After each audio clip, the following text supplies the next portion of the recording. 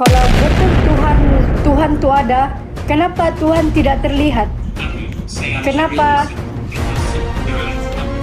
Kenapa dia tidak kelihatan? Oke, saya jawab boleh? Boleh?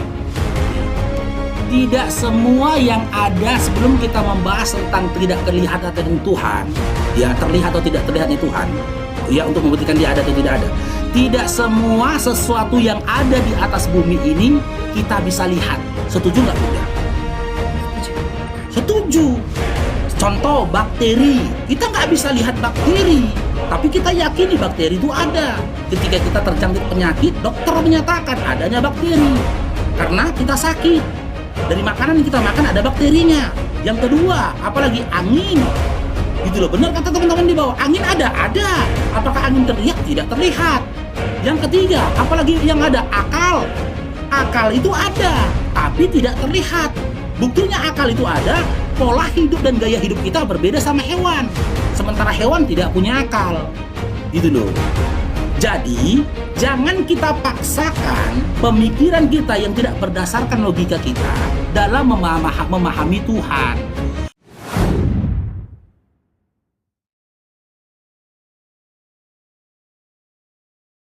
Faruk, berapa umurnya Faruk itu? Walah, memang sakit kawan. Oke, Vincentius, selamat bergabung. Islam Kristen, Vincent. Ya, alhamdulillah saya Kristen. Oh, segala puji bagi Allah ya, bukan bagi Yesus ya. Ya, Allah itu kan Katolik? Protestan. Oh, Protestan. Oh iya. Silakan Iya. on cam Dinda Vincent kalau mau diskusi ke Bang Faruknya atau mau bertanya ke Bang Faruknya silakan. Tapi saya lagi baring-baring di kamar ini, enggak apa-apa kah Bang? Ya, tunjuklah kali keseriusan diskusinya dengan duduk gitu loh. Karena gini ya, Vincent ya, kalau kau sambil berbaring seperti itu, yang direndahkan tuh bukan Islam, tapi Kristen. Masa kamu naik ke atas mewakili kekristenan tapi tidak menunjukkan sikap hormatnya gitu loh kepada teman-teman Kristen yang Anda wakilkan. Harusnya kan Anda harus berpenampilan menarik dong. Gitu loh, menunjukkan kesungguh-sungguhan dalam penampilan Anda dong. Jangan nanti terkesan ketika Anda menyampaikan apa yang tertulis dalam Bible kalian, Anda merendahkan isi Bible Anda dengan sikap Anda. Barakallahu fikum Bunda Hana. Silakan Dinda Vincent. Vincent ini tunggu dulu ya, saya aku pikir bangun. Katolik. Ya, Aku bangun Vincent, dulu ya. saya pikir dulu Vincent ini Katolik loh. Ternyata Protestan dia. Ya, dulu aku di Katolik habis aku sempat keluar dari Katolik, ikut kakek saya Islam, habis itu aku kembali ke Kristen Oh, Protestan. berarti benar ya. Dulu kamu Katolik kan? Iya, aku dulu Katolik. Berarti jadi Protestannya baru-baru ini kan? Ya, setelah jadi Islam dulu baru ke Protestan. Enggak lah. Kalau Islamnya itu saya bisa buktikan kamu tidak pernah Islam. Enggak, kakek saya Islam, kakek saya ngajak, cuma saya memang enggak terlalu belajar sungguh-sungguh, hanya ikutin ajakan kakek saya aja. Setelah kakek saya meninggal ya saya kembali ke Kristen. Ya, itu buktinya Anda tidak pernah di Islam. Gitu loh. Itu buktinya. Silakan on cam Vincent. Tunggu dulu abang, aku bangun dulu ya, aku keluar dulu. Ayo, silakan. Biar kita diskusinya lebih fokus lagi ya, lebih serius lagi kita diskusinya. Silakan.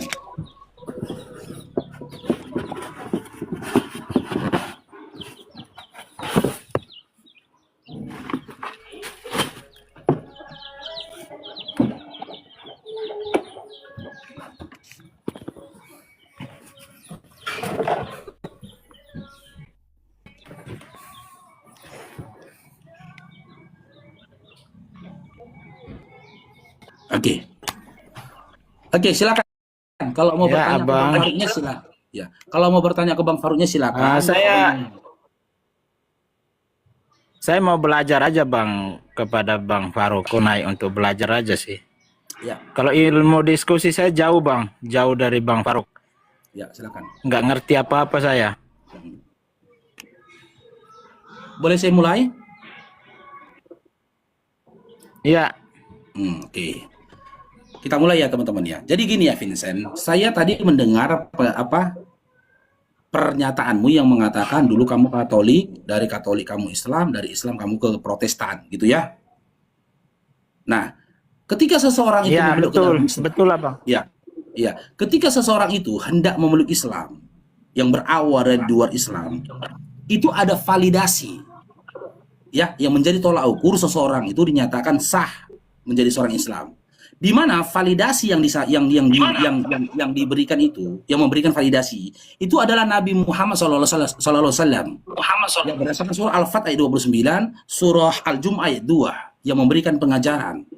Ya, jadi ketika seseorang hendak memeluk iman dan Islam, dia harus melakukan syahadat.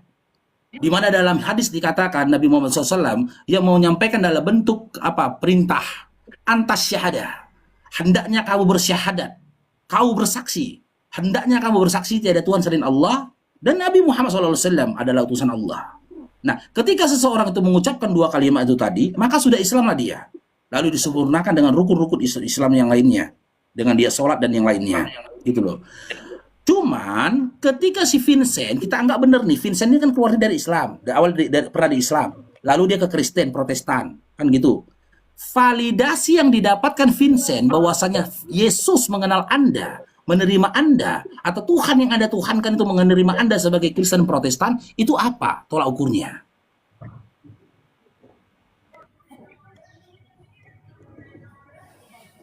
Tolak ukurnya apa, Vincent? Ya kan dibaptis, Kamu Bang. sah ini, kamu Dibaptis, dinyatakan Bang. sah jadi Kristen. Hah? Dibaptis.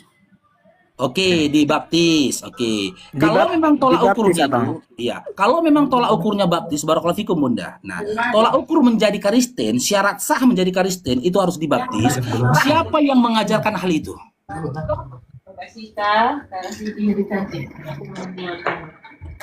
Yang Tuhan mengajarkan Yesus, itu Bang. siapa? Yesus. Oke. Di mana Yesus pernah memerintahkan? Tuhan Jika Yesus. seorang, ya, di mana Yesus pernah memerintahkan? Jika seorang di antara kamu hendak menjadi Kristen Protestan, hendaklah kamu bersedia dibaptis. Di mana perintah itu? Kalau di Islam tadi jelas ya, Nabi Muhammad SAW yang memerintahkan antas syahadah. Kau bersaksi, kata Nabi Muhammad SAW. Tiada Tuhan selain Allah. Nabi Muhammad SAW, aku utusan Allah. Ada perintahnya, kan gitu. Kalau memang Yesus yang memerintahkan, di mana Yesus memerintahkan? Jika seseorang di antara kamu hendak jadi Protestan, hendaklah kamu dibaptis. Belum lagi kita bahasnya pembaptisan dengan apa? Dengan air kah, dengan garam kah, dengan api kah, dengan tungki kah, dengan apa kah? Bahannya, bahan baptisnya ini belum kita bahas, tapi pasti kita kepada topik pembaptisannya. Di mana Yesus pernah memerintahkan syarat untuk orang jadi Kristen harus dibaptis. Baptislah mereka katanya. Ketika mau menjadi Protestan. Menjadi murid, iya, ada. Dalam Matius 28. Jadi murid. Gitu loh. Meskipun kita tidak membahas tentang ayat palsu itu ya. Ada jadi murid, jadi Kristen Protestan nggak saya temui. Di mana Bang Vincent? Di Injil Markus. Markus berapa? Injil Markus, Bang. Markus berapa Bang Vincent? 16 ayat yang ke-15. Iya, Markus 16 ya. Sebentar, saya bacakan ya. Markus 16 ayat 15. Iya. Markus 16 nomor 15. Sabar ya Bunda Leo ya. Baik. Ya, di sini dikatakan, "Pergilah ke seluruh dunia, beritakanlah Injil kepada segala makhluk. Siapa yang percaya dibaptis akan diselamatkan, tetapi siapa yang tidak percaya akan dihukum." Ini tidak ada perintah untuk menjadi Kristen. Tidak ada di sini narasi mengatakan ketika kau dibaptis kau jadi Kristen, nggak ada.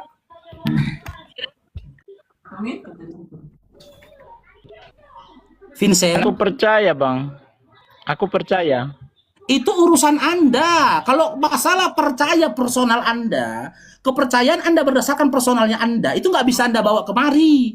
Ada temanku, penyembah tutup panci. Percaya dia, tutup panci itu Tuhan. Tapi ketika kita minta legalitas dari tutup panci yang menyatakan dirinya Tuhan, dia nggak bisa menunjukkan, aku percaya Faruk. Yang penting tutup panci itu Tuhan Faruk. Nggak bisa dibawa ke diskusi itu bangku. Ketika Anda tidak memberikan legalitasnya sebagaimana saya memberikan legalitas ketika seseorang itu menjadi Islam, maka yang ada pada Anda itu bukan iman, tapi hanya sebatas angan-angan.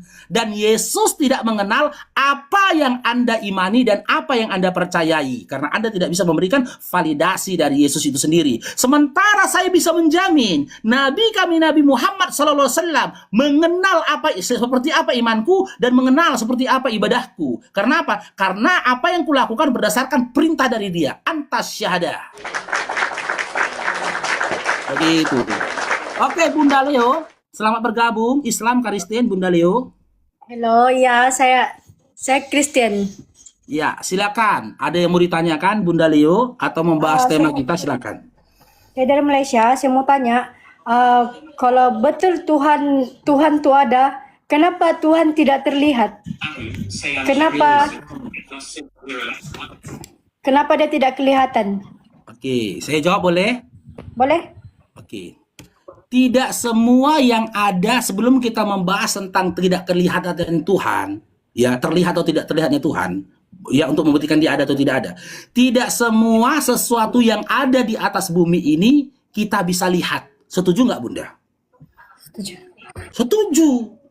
Contoh bakteri, kita nggak bisa lihat bakteri, tapi kita yakini bakteri itu ada. Ketika kita terjangkit penyakit, dokter menyatakan adanya bakteri karena kita sakit.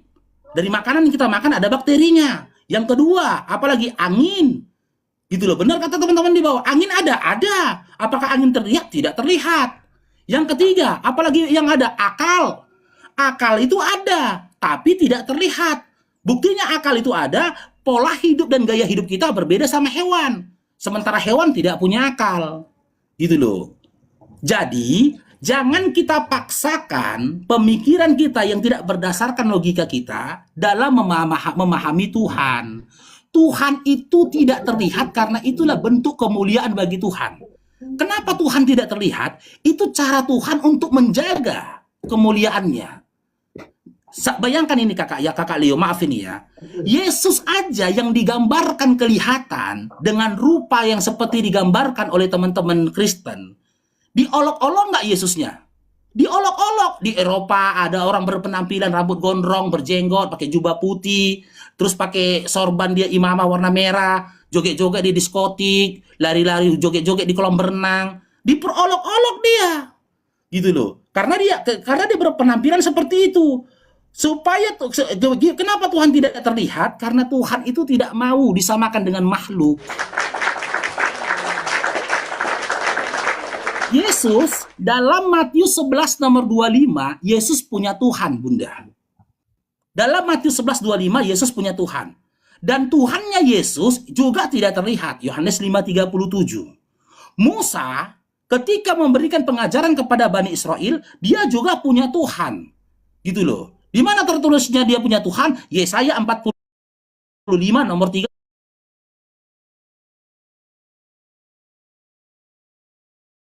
sampai dengan 5.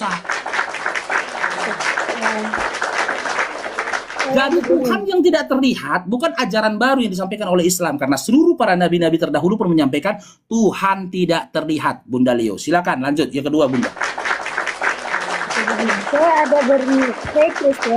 Saya ada berniat untuk mau masuk Islam, tapi saya tengah cari ilmu ajaran Islamnya. Oke, Bunda ini seorang Kristen dan Bunda punya niat untuk masuk Islam, tapi Bunda ingin mencari tahu dulu tentang ajaran Islam. Iya. Oke, hal apa yang mau Bunda cari tahu dulu? Saya siapkan waktu nanti saya DM, menjawab, Bunda. Boleh saya DM nanti? Gimana, Bunda? Saya boleh DM nanti.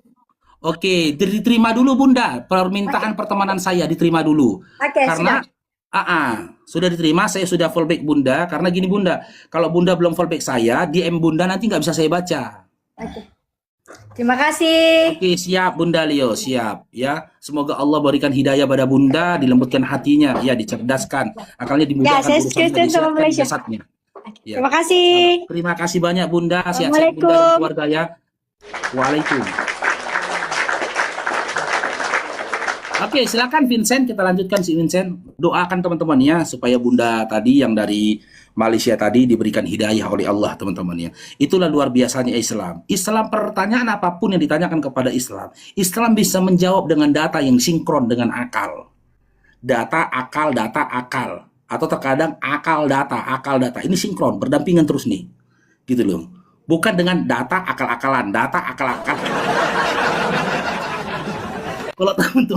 Kalau teman-teman Kristen ini kan gitu ditanya. Begitu dimunculkan pertanyaan kepada mereka, data akal-akalan, data akal-akalan, data akal-akalan. Kadang akal-akalan, akal-akalan, akal-akalan, akal-akalan, akal-akalan, akal-akalan. Itu aja yang ada pada mereka.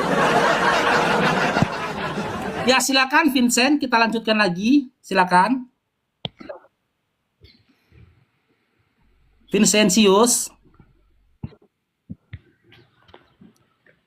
Satu hal Ya, mau saya siap, tanya Bang. sama si Vincent ya.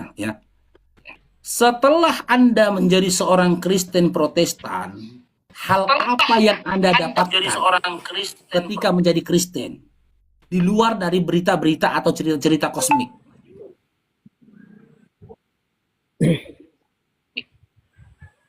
Apa yang Anda dapatkan? Sebenarnya begini, Kristen itu ya, jadi sebenarnya gini,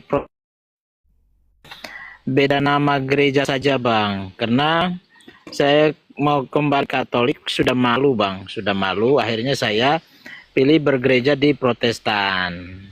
Itu loh, Abang, maksud saya tadi. Oh, jadi sebenarnya dalam Jadi itu hati hanya nama nurani- saja, nama gereja saja.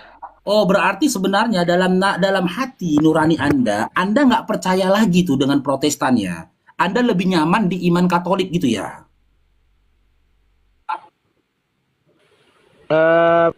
Ya, nama gereja saja, Bang. Untuk beribadah saja, Bang. Sama aja. Jangan Di Protestan juga kita gini percaya. Vincent. Jangan Anda katakan Katolik sama Protestan itu sama, beda. Kitabnya aja beda, gitu loh. Kitabnya teman-teman Katolik itu 73, terdiri dari 73 kitab. Ada beberapa kitab dari teman-teman Katolik yang ditolak oleh teman-teman Protestan. Gitu loh. Jumlah kitabnya aja beda. Itu yang pertama. Yang kedua, ya, sakramennya dan juga prinsip-prinsip dalam diri gereja dan juga kepercayaannya saja pun berbeda. Teman-teman Katolik itu memasukkan Bunda Maria di dalam kepercayaan dan juga peribadatan mereka. Sementara teman-teman Protestan itu menolak, tidak menerima, tidak masukkan itu pengajaran tentang Bunda Maria dalam diri mereka. Makanya teman-teman Protestan itu tidak ada di dalam gereja mereka itu patung. Patungnya murid Maria, apanya Maria, patung Yesus nggak ada. Sementara teman-teman Protestan ada. Ada banyak perbedaannya. Jadi jangan Anda samakan sesuatu yang berbeda. Vincent, nggak boleh. Nanti teman-teman Katolik itu yang membentur Anda nanti, nyerang Anda kalau Anda sama-sama karena Protestan. Cuman yang saya tanyakan gini loh Vincent, setelah kau menjadi Kristen Protestan, hal apa yang kau dapatkan? Apa yang kau dapatkan di dalam Bible itu yang menjadi sebuah keuntungan kepadamu? Kalau aku ditanya ini Vincent ya, coba di mute dulu, saya kasih dulu kamu pemahaman ya, analoginya, supaya kamu paham pertanyaan saya. Kalau aku ditanya sama teman-teman, Faruk, setelah kau Islam kau dapat apa? Yang pertama, aku mendapatkan keberuntungan yang datang daripada Allah. Di mana dalilnya Faruk? Surah Al-Mu'minun ayat yang pertama. Qad aflahal mu'minun, kata Allah. Sungguh beruntung orang-orang mukmin. Aku orang mukmin, bagian dari orang mukmin, berarti aku beruntung. Analoginya sederhana. Andaikan saja Bapak Prabowo Subianto yang merupakan Presiden Republik Indonesia mengatakan aku beruntung, mungkin saat ini aku sudah menjadi kepala BUMN. Tapi yang mengatakan aku beruntung ini Rabbul Alamin, Allah Azza wa Jalla, yang menguasai langit dan bumi, menciptakan langit dan bumi, menggenggam seluruh jiwa. Dia mengatakan aku beruntung. Itu yang pertama. Aku dikatakan beruntung karena aku menjadi seorang mukmin. Yang kedua, Ali Imran ayat 110. Aku dikatakan umat terbaik yang pernah dilahirkan untuk manusia. Yang ketiga, dicukupkan nikmat atasku. Di mana Faruk? Di dalam surah Al-Maidah 3. Di mana di situ dikatakan telah kusempurnakan Islam sebagai agamamu dan kucukupkan nikmat atas dirimu. Yang keempat, aku dapat ridhonya. Di mana itu Faruk? Ali Imran ayat 19. Inna dinna indallahi Islam. Sesungguhnya agama yang kuridhoi itu adalah Islam. Aku Islam. Berarti aku dapat ridhonya. Yang keenam, apalagi? Aku dijamin masuk surga. Di mana dalilnya Farouk? Kalau Tuhanku yang berkata, pasti aku masuk surga. Kalau aku yang berkata, atau ustadzku yang berkata, atau Nabi berkata, pakai insya Allah. Tapi kalau Allah yang berkata, pasti aku masuk surga. Dalilnya di mana Farouk? Nah, di dalam surah Fussilat ayat 30. Qalu inna rabbunallah. Innalladzina qaburun rabbunallah. Sesungguhnya orang-orang yang mengatakan Tuhanku adalah Allah, mereka pasti masuk surga. Fussilat 30. Innalladzina amanu wa amilus solihati. Dalam surah Al-Bayyinah, orang-orang yang berkata, sesungguhnya orang-orang yang beriman dan beramal soleh pasti masuk surga. Banyak yang bisa aku sampaikan kepadamu dan memiliki legalitas perkataanku ini tadi. Gitu loh, keuntungan dan hal-hal positif yang aku dapatkan ketika aku jadi Islam. Nah, sekarang aku tanya sama Vincent, ketika aku jadi Kristen, apa yang aku dapatkan? Silakan Vincent.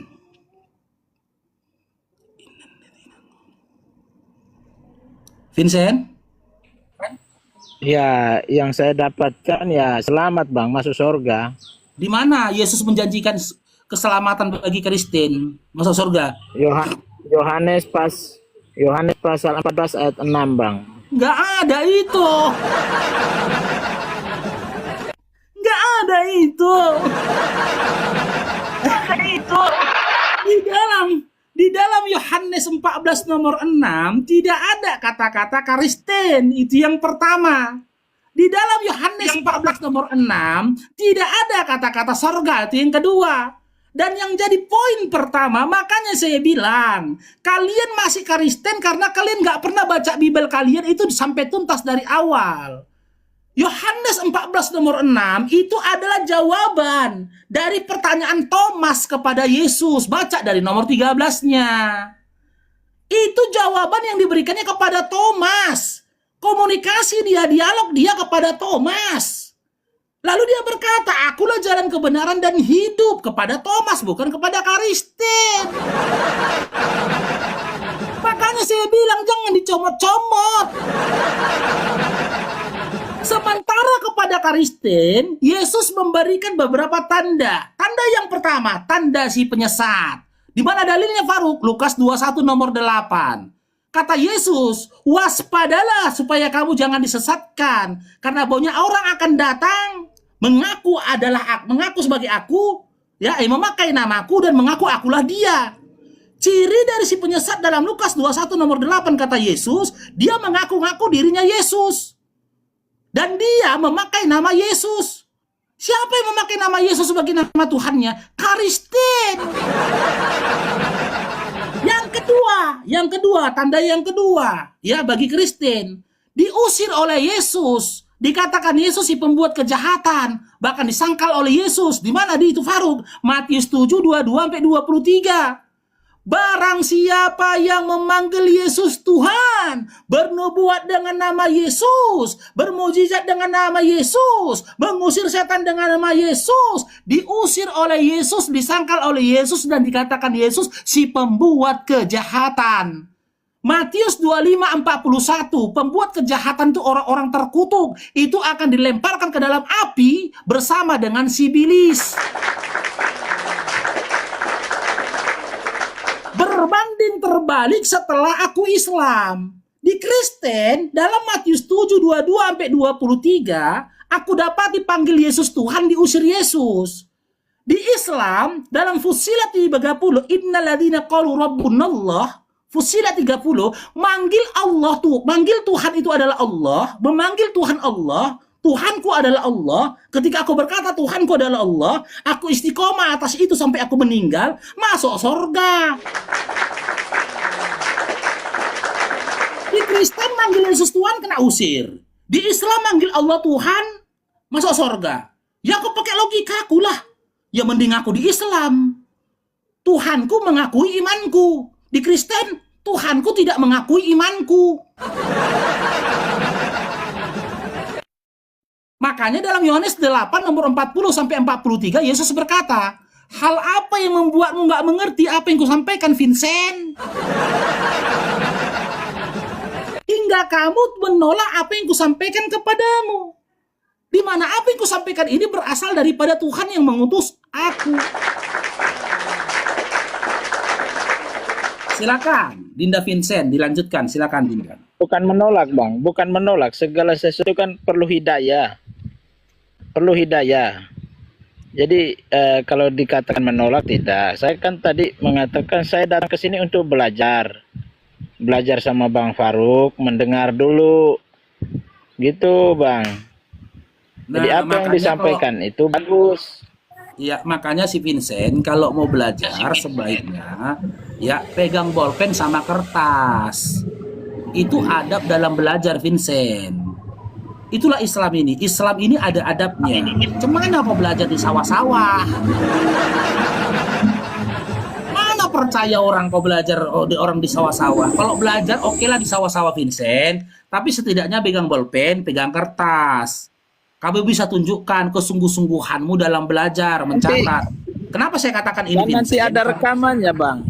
Kan ada Iya. rekamannya, Bang. Iya, Nanti aku putar ulang. Kalau kamu putar ulang rekamannya, itu memakan waktu yang banyak ketika kamu mau mengutip poin-poin penting dari narasi itu tadi. Kenapa saya sampaikan ini, Vincent? Dulu, Vincent, ketika aku di Kristen, kan gitu, aku ingin mengetahui tentang Islam, aku belajar itu di warnet. Aku datangin warnet, aku bawa buku dan bolpen. Ketika artikel yang kubaca tentang Islam ini, saya masih Kristen itu. Artikel tentang Islam ini saya baca, ada poin-poin penting itu saya tulis. Saya tulis. Nanti sampai rumah, ketika saya mengkomparasi dengan apa yang tertulis dalam Bible, saya lihat tulisan saya itu tadi. Oh, ini begini. Oh, kemarin tuh begini. Oh, dalam artikel apa itu aku baca begini. Itu nampak kesungguh-sungguhan mau belajar. Gitu loh. Dari kesungguh-sungguhan kita, dari ikhtiar kita, ya, Allah itu bisa mengetahui bisa memberikan kepada kita sama seperti gini, teman-teman. Asal mulanya air Zam-Zam. Gitu loh. Ketika Siti Hajar mendapati Ismail itu kehausan, lari-lari kecil Siti Hajar dari Safa ke Marwah. Apakah saat Siti Hajar nggak tahu? Nggak mungkin ada air di situ. Tahu. Siti Hajar tahu, tak mungkin di tengah-tengah Mekah ada air, tanah yang tandus. Tapi dia mau menunjukkan kesungguh-sungguhan dia di hadapan Tuhannya, bahwasanya anaknya Ismail membutuhkan air. Lari-lari kecil dia dari Safa ke Marwah, menunjukkan kepanikannya di hadapan Tuhannya.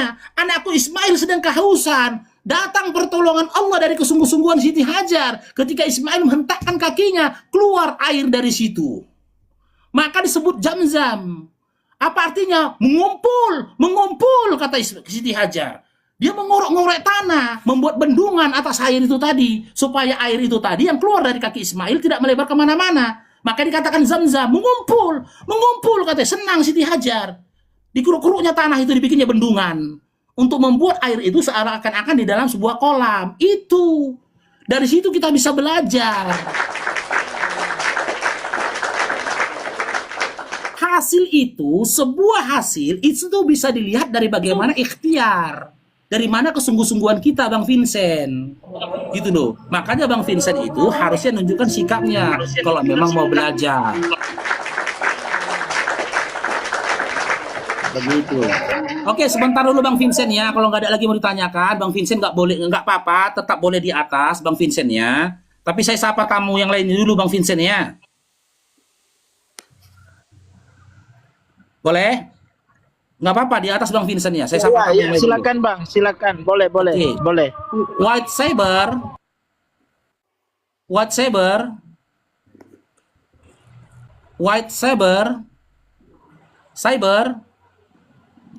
Oke, kita turunkan ya. Teman-teman ya, coba cek akunnya sudah follow Bang Faruk atau belum. Bagi teman-teman yang belum follow Bang Faruk, silakan di follow Bang Faruknya teman-teman, supaya kalian mendapatkan notifikasi ketika Bang Faruk itu siaran. Ya teman-teman ya, kalian nggak tengok Bang Faruk sudah punya studio. Ya, Bang Muslihumar, Assalamualaikum Bang Muslihumar. Ayo mak di bawah aja bang. Siap abangku, siap. Pencet nyemak di bawah aja. Siap abangku. Oke. Negak, selamat bergabung Negak. Kok turun si Vincent ya? Negak. Halo Negak.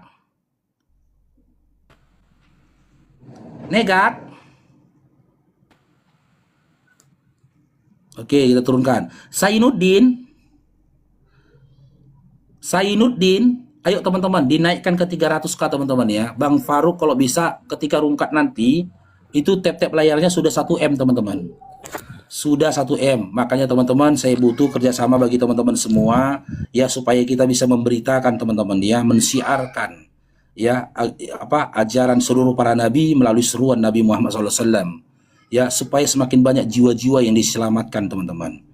Diskusi kita ketika kita memandang teman-teman kita dari Kristen dan juga orang-orang di luar dari Islam itu tadi, kita menggunakan kacamata kasihan ya, kita kasihin kepada mereka karena sejatinya mereka itu adalah korban ya, dari nenek moyang mereka, dari orang tua mereka. Makanya kita berupaya memberikan ya pengarahan-pengarahan kepada mereka, nasihat-nasihat kepada mereka. Masya Allah, Bang Madil, ahlan wasalan Bang Madil. Ya, kita memberikan nasihat-nasihat kepada mereka. Ya, masalah mereka menerima atau tidak itu tidak urusan kita. Intinya kita sudah menunjukkan bahwasanya kita ini adalah umat terbaik. Ali Imran ayat 110. Ciri dari umat terbaik itu amar ma'ruf nahi mungkar. Inilah amar ma'ruf nahi mungkar kita. Mengajak orang untuk menyembah kepada Allah dengan narasi-narasi yang kita sampaikan, dakwah yang kita sampaikan kepada mereka supaya sampai kepada akal mereka, supaya mereka terjauhkan dari azab pedih yang telah ditetapkan Allah bagi mereka-mereka yang ingkar. Itu ruh dari diskusi kita itu ini, bukan memaksakan ya. Karena tugas kita sebagaimana seluruh para nabi hanya menyampaikan saja, bukan memastikan. Memastikan itu urusannya Allah. Barakallahu fikum Bang Jandi. Laiku, Demarbun. Itu urusannya Allah, bukan urusannya kita. Oke, Rindra,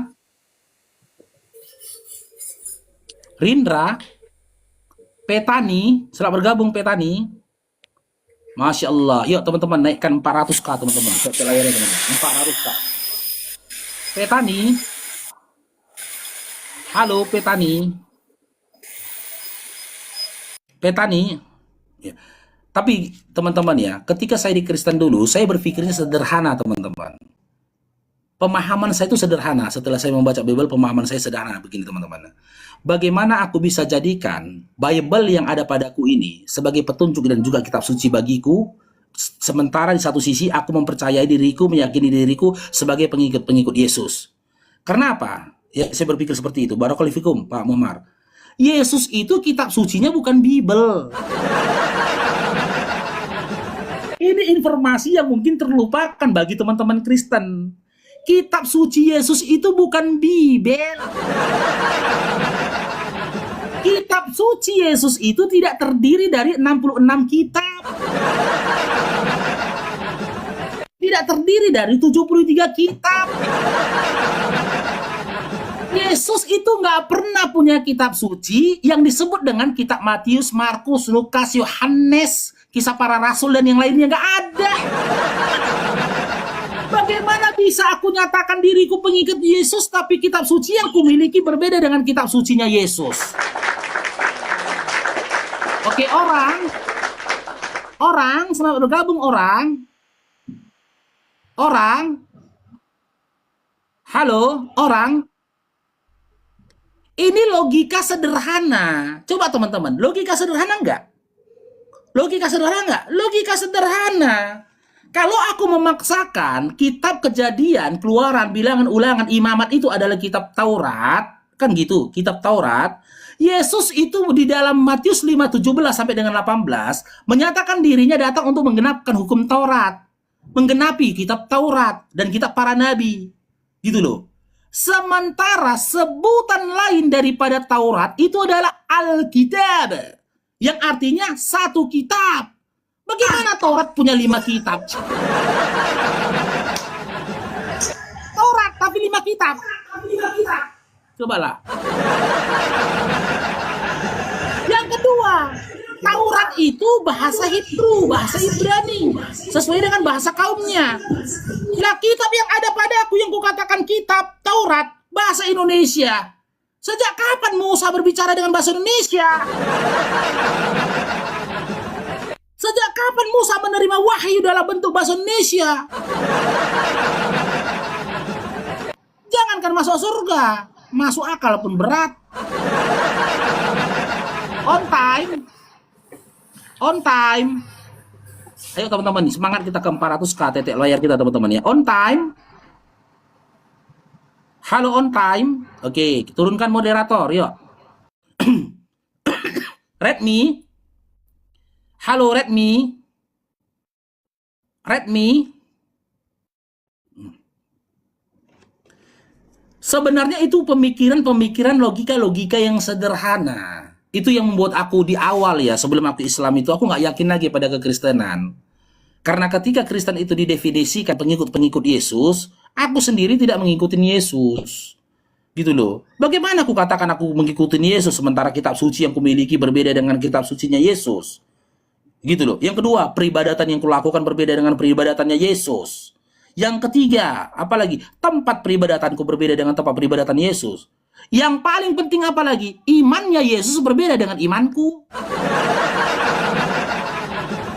Yesus beriman dan percaya Tuhan langit dan bumi itu adalah Bapa.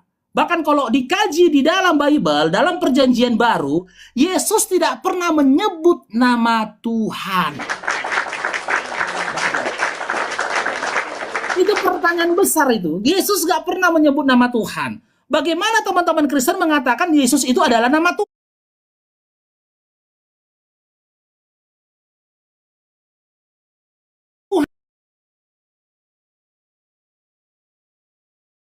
Nama tapi gelar. Gitu loh. Bapak itu bukan nama tapi gelar. Memang dalam perjanjian baru harus kita akui, di dalam perjanjian baru Yesus gak pernah menyebut nama Tuhan. Bagaimana ketika di Kristen aku punya Tuhan dan aku nama Yesus, sementara dalam Lukas 21 nomor 8 kata Yesus itu ciri dari si penyesat. Oke, Syam Kamaruzaman, selamat bergabung Bang Syam. Ayo teman-teman, fokus ke 400k teman-teman, tetep lahir ya teman-teman. Selamat siang, Bang Baru. Iya, Islam Kristen. Cuman satu aja.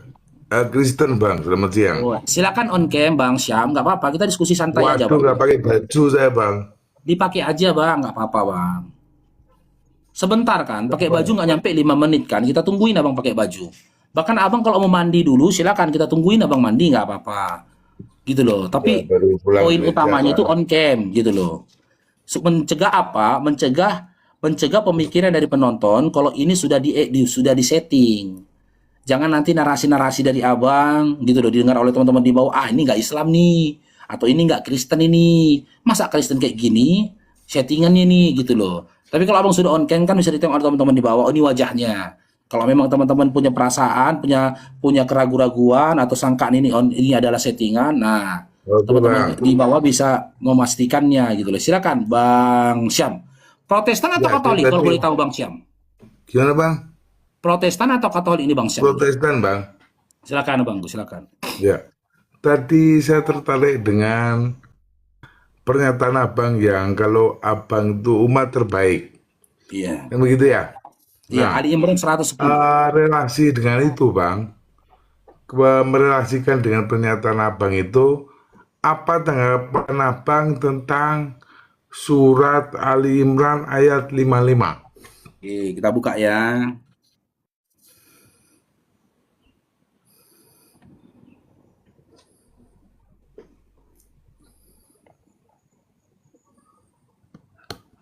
Ayat 55. Iya, Bang. Di sini dikatakan, ingatlah ketika Allah berfirman, hai Aisyah, sesungguhnya aku akan menyampaikan kamu kepada akhir ajalmu dan mengangkat kamu kepadaku serta membersihkan kamu dari orang-orang yang kafir itu. Betul? Iya. Nah, dan menjadikan orang-orang yang mengikuti kamu di atas orang-orang yang kafir hingga hari kiamat.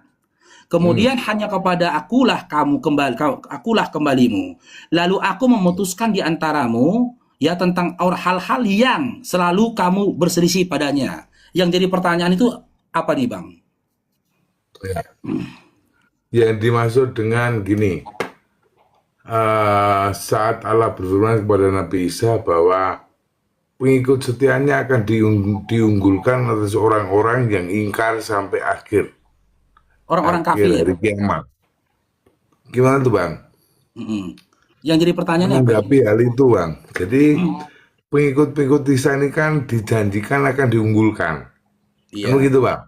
Nah, tanggapan Abang seperti apa, Bang? Oke, yang pertama kita kaji dulu. Siapa Ya, pengikut Isa? Ya, siapa pengikut Isa? Yang pertama itu ya, kita kaji. Pengikut Isa itu adalah Bani Israel. ya, Dalilnya di mana? Dalam surah Maryam ya, ayat 30 sampai 32. Dia adalah nabi dan rasul untuk Bani Israel. Dalam surah apa lagi tuh? Dia menyatakan dirinya adalah nabi atas Bani Israel. Ya, itu pengikut ya, Isa. ya. Yang kedua, kita kaji dulu. Siapa ini orang kafir? Kan gitu. Kita kaji dulu. Siapa orang kafir? Sehingga orang kafir ini dinyatakan di bawahnya para pengikutnya Nabi Isa alaihissalam. Kalau kita Ya, merujuk di dalam Al-Quran, kita tanya Al-Quran ya, siapa orang kafir? Kita kaji dulu. Nih.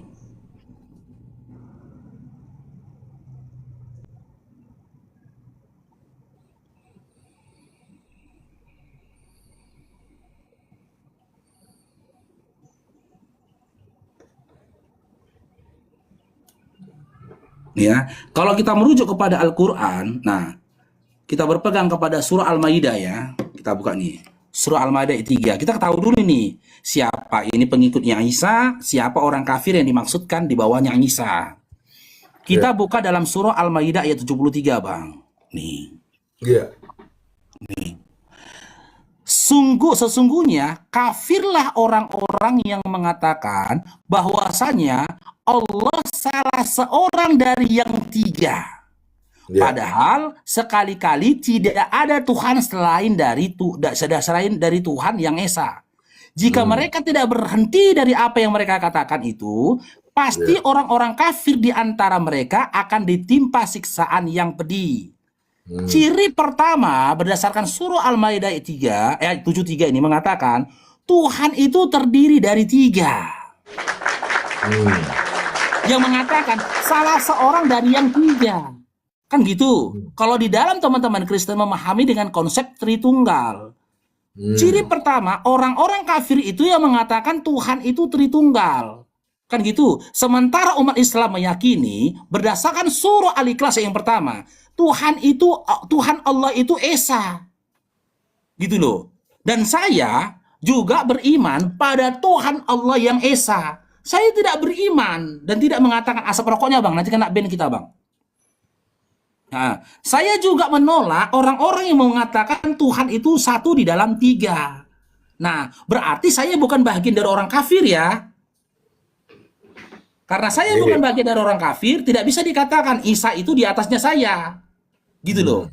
Nah, kita kembalikan lagi kan kepada pengajarannya Isa. Isa mengajarkan di dalam surah Maryam ayat 36. Biar kita tahu ini ya, siapa sih yang setara dengan Isa ibnu Maryam? Kita buka surah Maryam ayat 36. Perkataan Isa lagi nih. Maryam ayat 36. Nih.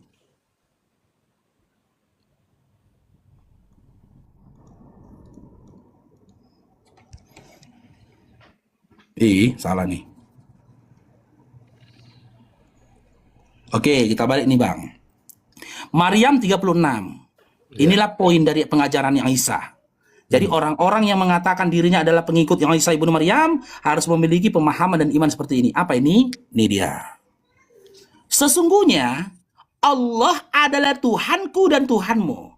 Maka sembahlah Dia oleh kamu sekalian. Ini adalah jalan yang lurus. Kalau ditanya sama si Faruk, Faruk, siapa Tuhanmu? Allah. Faruk, siapa yang kau sembah? Allah. Maka kata Isa ibnu Maryam, aku berada berdasarkan pemahaman Isa ibnu Maryam, aku berada di jalan yang lurus. Sekarang saya tanya sama Bang Syam. Bang Syam, siapa Tuhanmu, Bang Syam? Tuhanku Allah Bapa, Putra dan Roh Kudus. Beda ya sama Tuhannya Isa ya. Oke, siapa yang kau sembah, Bang Syam? Bapa, Putra dan Roh Kudus yang kami kenal dalam nama Yesus Kristus. Enggak, yang saya tanya, siapa yang abang sembah, Bang Syam? Bapa, Putra dan Roh Kudus yang kami kenal di dalam nama Yesus. Oke, berbeda ya sama Tuhan yang disembah sama Isa ibnu Maryam ya, betul? Beda. Nah, maka Isa ibnu Maryam itu di atas orang-orang seperti Anda. Ya, jadi saya kafir ya, Bang. Jadi saya kafir ya. Iya, berdasarkan literasi itu Anda Oke, kafir. good. Oke, terus kembali tadi ke surat Al-Imran 55. Apa gara-gara itu ya Bang? Bangsa Arab tuh nggak pernah menang sama Israel. Lah, itu nggak jadi tolak ukur lah, cuman itu nggak bisa, Bang. Itu nggak bisa kita kaji menjadi tolak ukur kebenaran. Oke. Bangsa Israel, Arab itu nggak bisa menang lawan Israel. Kalau Abang jadikan itu sebagai titik logikanya Abang, aku juga bisa jadikan itu sebagai titik logikanya Berarti kan Abang. saya Gitu loh. bertanya. Sabar dulu, Bang. Sabar dulu, Bang. Aku juga bisa gunakan itu sebagai titik logika saya. Gini gitu. Ketika Anda meyakini, Anda katakan bangsa Israel nggak pernah menang, bangsa Arab nggak pernah menang melawan Israel, lebih parah lagi logikanya Abang. Tuh sosok yang Anda tuhankan itu nggak pernah menang melawan tentara Yahudi, tentara Romawi. Tapi kan itu Nggak, bukan maksudnya- sebuah bahan diskusi yang ilmiah, Bang. Bukan, Bang. Bukan. Jadi dalam konteks tadi Ali Imran 55 tadi, kan pengikutnya Isa Al-Masih itu Israel katanya kan. Israel itu diunggulkan katanya kan. Bang, Saya bedakan, cuma nanya. Bang. Bang, Israel sama Bani Israel bedakan. Ya. Israel yang ada itu, Bang, itu negara. Bani Israel itu anak keturunan Yakub. Bedakan, Bang. Ya. Itu beda, Bang. Oh gitu. Oh, saya cuma nanya Bang, apakah gara-gara kemungkinan itu gitu loh Bang? Beda, Karena berbeda. enggak ya? Beda. Jadi satu hal yang nggak dipahami oleh teman-teman Kristen ya, antara iya. Israel sama Bani Israel itu berbeda. Bani Israel itu artinya anak keturunannya Israel. Siapa Israel itu? Yakub. Kan gitu, kan Tuhan sendiri yang merubah nama Yakub dengan sebutan Israel juga. Anak keturunan Iya. Yakub gitu loh. Sementara Israel sekarang gitu loh, itu negara.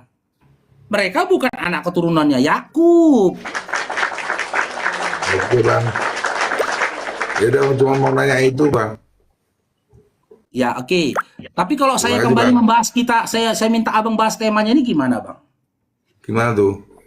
Syarat Abang Protestan atau Katolik tadi? Protestan Bang. Oh, Protestan. Oke. Syarat untuk menjadi Kristen itu apa, Bang? Dibaptis Bang.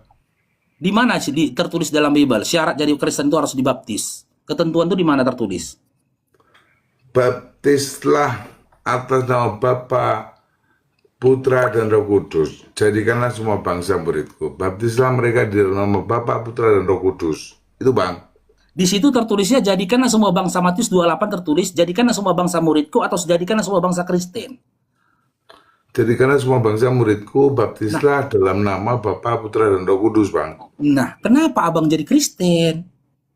Ya karena saya mengikuti Yesus Bang. Gimana? Sekarang saya mengikuti Yesus. Mutar lagi kita kan, apa syarat untuk mengikuti Yesus? Loh, cara mengikuti Yesus itu menerima Yesus sebagai Tuhan dan Juru Selamat Bang. Di mana tertulis itu, Bang? Syarat mengikuti aku harus menerima aku sebagai Tuhan dan Juru Selamat. Di mana, Bang? Ya banyak Bang sebenarnya Bang. Tapi kan Gimana tuh, tidak Bang? terlek ya. Iya, satu data saja lah. Gimana? Oh, satu data saja. Misalnya, pada saat ketemu dengan Petrus, Yesus berkata, mulai sekarang kau harus mengikutiku dan menjadi penjala manusia. Itu satu. Yang kedua, mengikuti Yesus itu artinya... Nggak nyambung tuh, Bang. Data itu nggak nyambung, Bang. Ya, nggak nyambung. Berarti Nggak yang nyambung. lain. Heeh.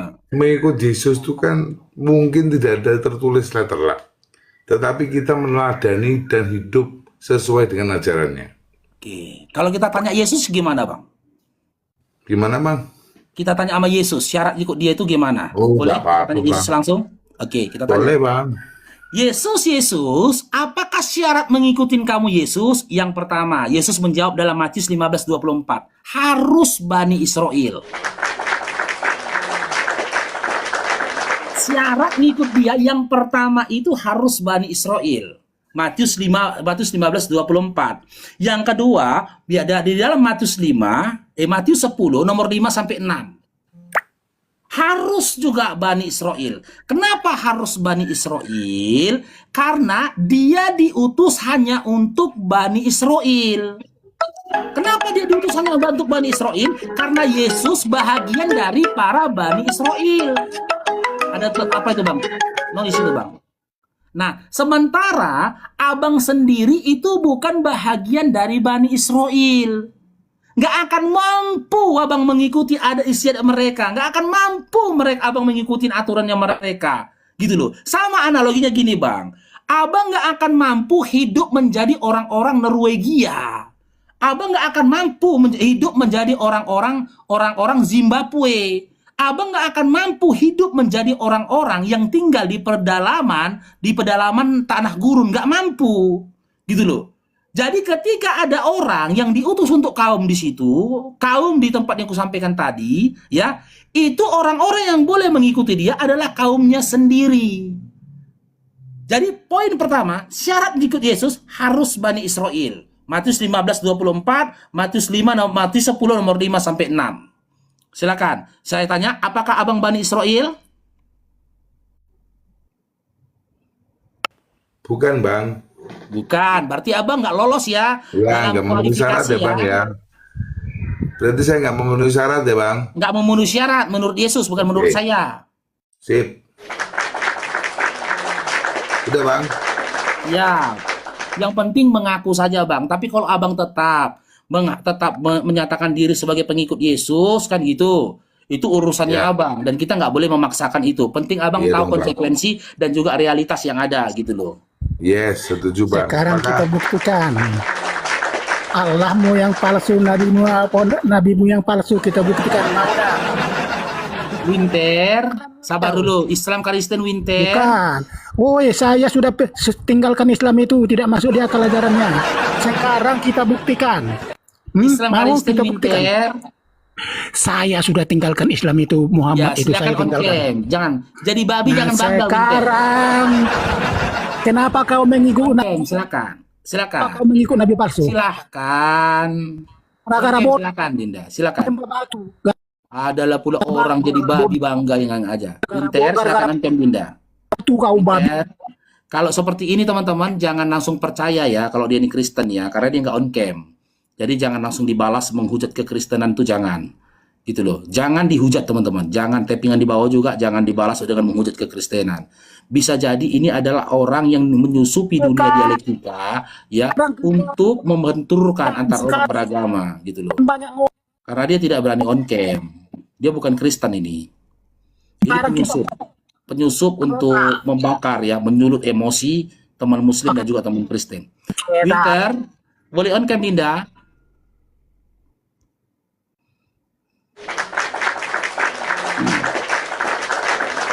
Jadi kalau dia tidak mau on cam, jangan dipercayai dulu dia Kristen teman-teman ya. Sabar. Iya, bisa jadi dia itu penyusup ya, yang memang membenturkan antara Islam dengan Kristen gitu loh. Ya, kita cuma mau berdiskusi kepada teman-teman